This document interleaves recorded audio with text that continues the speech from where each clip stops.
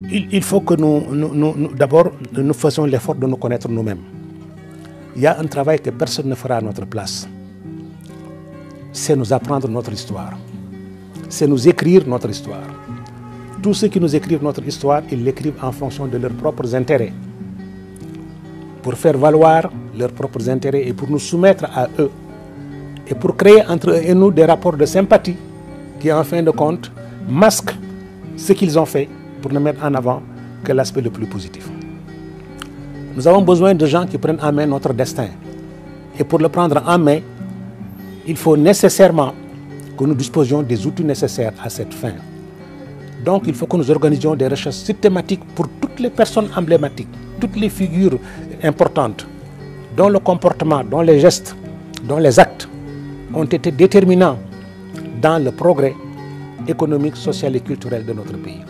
Et que nous les fassions connaître, aimer, discuter, découvrir, nous les documentions dans des conditions telles que chacun de nos enfants, dès l'école maternelle, commence à savoir qui est Thierno Souleymane Baal, savoir qu'il a existé un Thierno Souleymane Baal, savoir que le Fouta a été une terre pionnière, un prélude qui a ouvert la voie, un précurseur qui a ouvert la voie, n'est-ce pas? Savoir que d'autres expériences ont été tentées ici ou là. Et qu'on n'ait pas honte de comparer ce qui s'y faisait avec ce qui se faisait dans d'autres parties du Sénégal, parce que le Sénégal, à cette époque, était une réalité composite dans laquelle il y avait des niveaux de développement qui n'étaient pas égaux. Il y avait des endroits où il y avait la lumière, il y avait des endroits où il y avait l'obscurité. N'est-ce pas? Mais c'est le monde entier qui est ainsi fait. Qu'on puisse également accepter des comparaisons avec d'autres pays. Le leader de la révolution du Fouta-Toro est né vers 1720. Le Centre de recherche sur le patrimoine intellectuel Bajordo célèbre cette année son 300e anniversaire.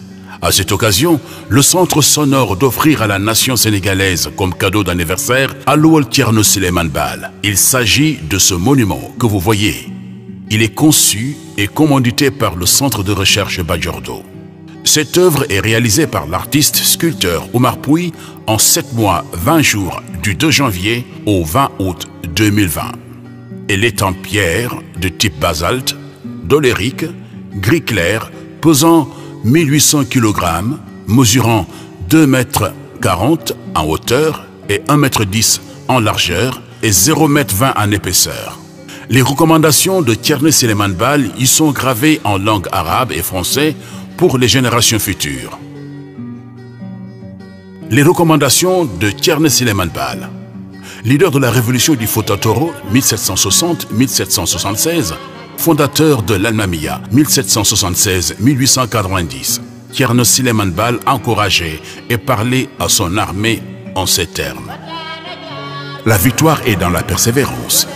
Je ne sais pas si je sortirai de cette guerre vivant.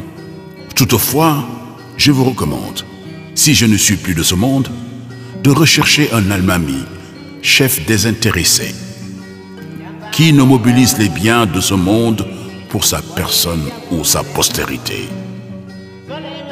Si vous le voyez s'enrichir, démettez-le et confisquez les biens qu'il a acquis.